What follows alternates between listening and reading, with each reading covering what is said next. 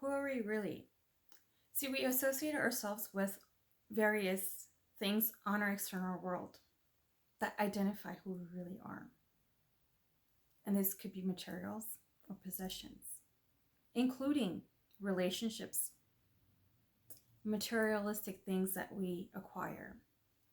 We use those in defining who we are.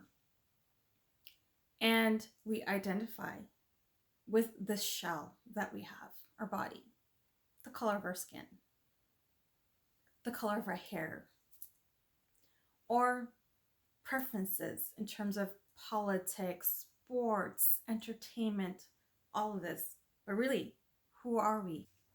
We are not what we see externally or the sum of the experiences that we have gone through.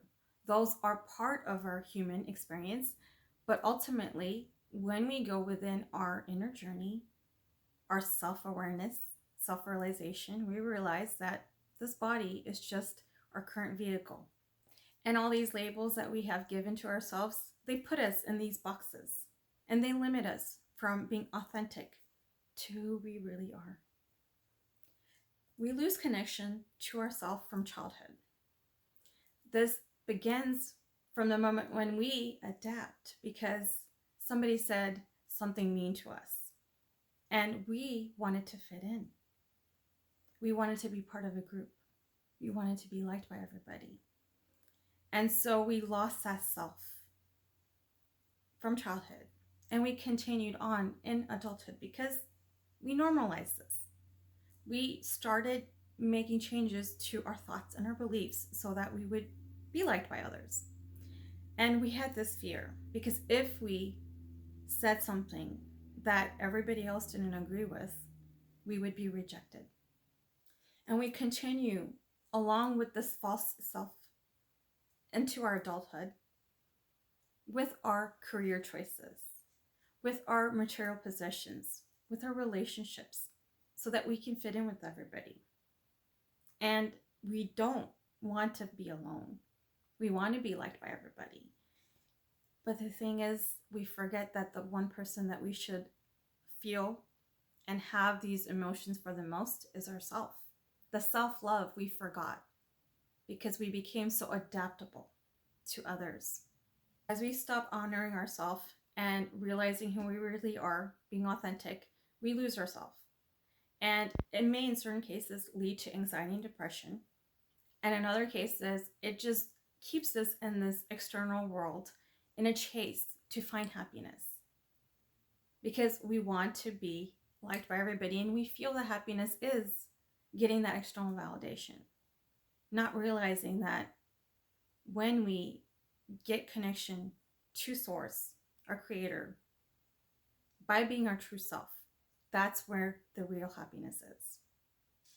But we forget to listen to our intuition. We don't trust it because we put that trust externally. We forget to follow our gut instincts. We forget who we really are.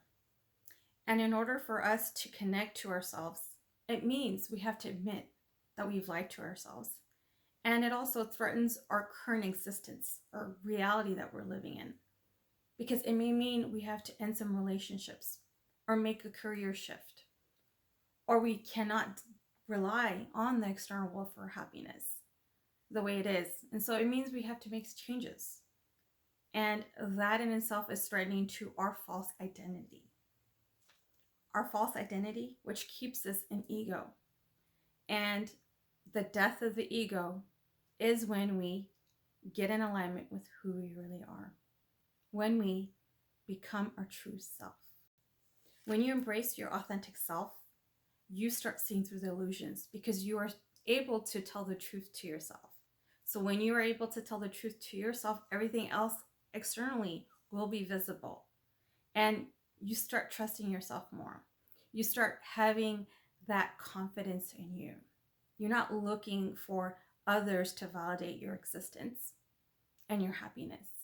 Because true happiness is when we are who we really are. The thing is, we have been putting on this facade for so long. It had been normalized and we had these fears. Fears of not being liked by everybody, fears of rejection, fears of not being accepted by certain groups. And these fears limit us. They limit us from understanding who we really are, connecting to the divine. And when we do, we realize, again, we're nothing but consciousness and awareness. We're all connected. We're all fragments of the universe. We see the light of consciousness. We see who we really are, start peeling off these layers facade that we put in so that we could be liked by various groups and be part of a society that is just as shallow and fake as we were before. And so it is a process. It is a healing process when we go through this metamorphosis, where we embrace, when we heal from these past versions that we had created for ourselves so that we can fit in. But see, that fear that keeps us in this false ego, this false identity, that fear is the only fear that we, as a human being, have to overcome to embrace and be authentic to ourselves. And until we go through this journey, we may never find happiness. You see people at top levels in corporations who are unhappy no matter how much materials, how much wealth they acquire. It's because they're chasing it. They're chasing happiness and they're not realizing that the happiness is within. No amount of money, no amount of wealth is going to give them that happiness if they're not able to be who they really are. And you see people who have just enough to get by, who are happy because they know who they really are. They're authentic. They do the right thing. They're aware. They're conscious. And it may mean that not everybody likes them. But in reality, the people who make changes happen in this world aren't liked by everybody. And we are all here to not just change this world, but to create the world. Create a world that is full of love and happiness for everybody else around us. But these 3D materialistic things, where it comes to power and greed and control, they keep us at lower levels of vibration. And the best way to increase our vibration is just being who we really are. And when you're authentic, not only are you high vibrational at that point in time, you start attracting things that are meant for you, and you have peace and joy within yourself. And you know that no matter what, because you're doing the right thing, it will always work out. And you are aware and you are conscious. And that is the biggest gift of all. Our awareness and consciousness. That is what we have always. That is what we come with, and that is what we leave with in this human avatar that we're in. So this path of self-realization, it takes time. So a couple of ways to get into tune with yourself is asking yourself questions. Who am I? What do I like? How do I feel? What are my dislikes? What would I do? When you start going in that inner journey and asking yourself these questions, you start associating yourself with who you really are.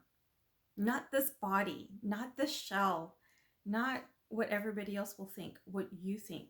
And when you start asking yourself these questions, you gain that self-confidence, that self-awareness.